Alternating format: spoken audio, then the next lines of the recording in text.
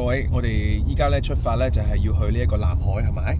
係啦，咁啊其實咧係有股東報料咧，嗰邊有一間餐廳係好合適大秋去嘅。咁但係冇辦法啦，今日大秋咧佢唔舒服，咁啊大秋就俾一份佢嘅攻略俾我睇啦，哇寫得好詳細。佢話咧呢一間鋪頭咧喺當地已經開咗20幾年嘅啦，服務附近嘅居民咧就係服務咗好耐，而且最出名係咩咧？佢哋啲煲仔菜咧好有特色，必點一樣咧就係嗰個鰭魚煲啦。睇嗰張照片咧，好大份，又有5樓炸彈喎，又有5樓炸彈啊！5樓炸彈係大秋最愛。唔係啲股東話食5樓炸彈，股東話好食5樓炸彈咩？佢認錯咗啦。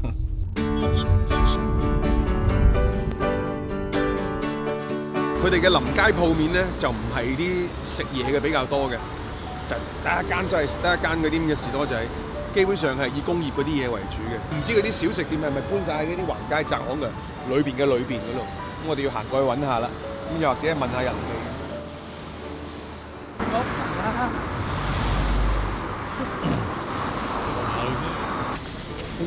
阿令姐啊，想問下我哋廣州過嚟嘅，呢度前邊附近係咪有一間開咗幾10年嘅啲餐廳嘅？嗱，有啲咩？辣椒，辣椒啊！辣椒粒啊，辣椒粒。好正，鰭魚煲聞名。對面已經有人行過去咯喎。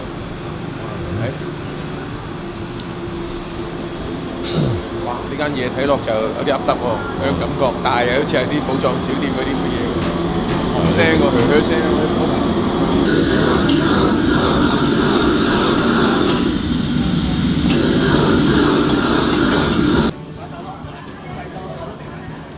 咁啊，12點零鐘過到嚟，裏邊已經坐滿晒位啦。2樓有位嘅，2樓係嘛？滿晒啦，滿晒啦。你等住喎，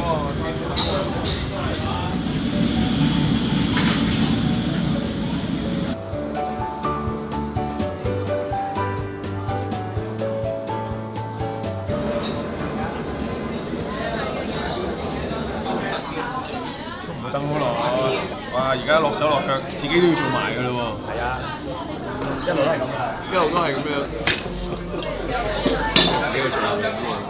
正你。我哋廣州過嚟嘅，就話個辣椒好似好食，個鰭魚煲好似好食。飯堂啊，點解咁吸引你咧？嚇？呢度做街坊生意比較多咯，係咪先？口碑比較好咯，口碑比較開20幾年㗎咯，佢哋。係啊。大廳有10圍台，有7圍台咧係等緊上菜嘅，出邊仲有2圍台左右咧，即係第2輪正式開始。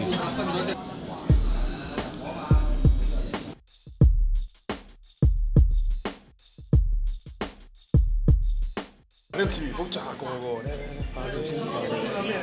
嗱，我哋呢一輪咧就係最尾一份啦，應該一出咧佢係出5、6份咁樣嘅，冇晒啦，就係鰭魚啫，走個油好香，佢係輕處理過。又或者本身佢嘅肉真係比較好嘅，冇任何嘅泥腥味啊！呢個夠味好重飯，冇乜太多嘅料頭啊，其實就係蒜，再加埋一啲唔知啲咩汁醬喺度咁食落去，比較純粹，比較簡單。外邊少少脆，裏邊係少少腍身。鰭魚係唔係提前炸定㗎嘛？係咪？現點現炸嘅。係啦，基本上就係咩？咁你晚黑唔開咩？你哋開啊？咁但係點解中午都唔俾多啲料嘅？有啲人佢鰭魚煲冇得食啦，後邊嚟。再下晝要入貨咯，我哋限量嘅，基本上都咁多年都係咁噶啦。反正上晝攞幾多，下晝攞幾多咁咯。嗰啲鰭魚，嗰啲油係豬油炸嘅，中旅遊，中旅遊，係有啲中旅遊，嗰隻油幾香，嗰隻。係啊，30年前係用進口油。係啊，你花生油當時炸嘢唔靚嘅，一定係炸嘢咧定係中旅遊先靚嘅。係啦，因為我呢個菜係我老豆哋做咗嚟㗎嘛，係啊。好香喎！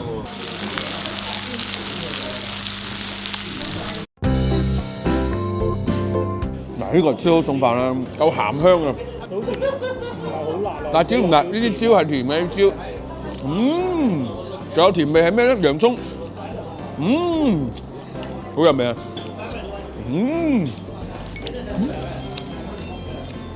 哇！呢個好食，而且佢都幾大煲嘅，啲腩肉而家幾靚，幾有似力入晒味，唔錯。呢個有冇羹啊？俾個羹我嚟咯。唔知點解喎？係咪附近嘅人比較多外地嘅朋友咧？咁即係炒辣椒咧？點解呢個本地人都唔中意食嘅？好味，辣椒嚟嘅喎，冇錯。我試下先。哦，淨係有辣椒嘅香味，又冇辣椒嘅太辣嘅一種味道，啱好就感覺好似有胡椒粉咁樣吊下味咁樣。其實呢個比嗰個仲好餸飯，呢個更平衡。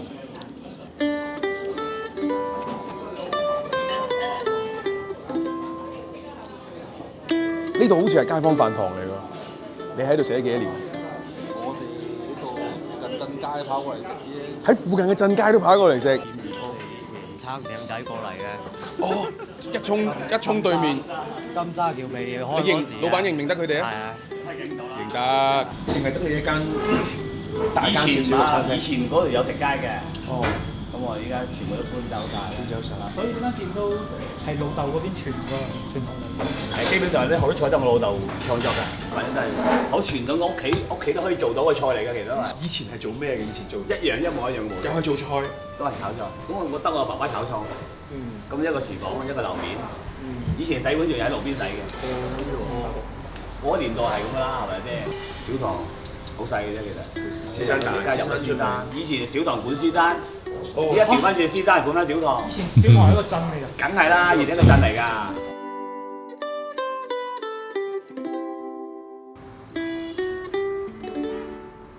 口味方面咧，嚴格嚟講，佢嘅味道咧並唔係話個個菜都非常之驚豔，有幾款菜咧係印象深刻嘅啫。咁但係我覺得喺小塘呢附近嘅朋友都有機會嘅話咧，可以過嚟呢一邊試一試。話晒係傳承咗29年嘅味道，明年就30年㗎啦，各位，佢就30年大慶㗎啦。呢度係品城記，唔同平台點樣關注，下次更新，大家就唔好錯過啦。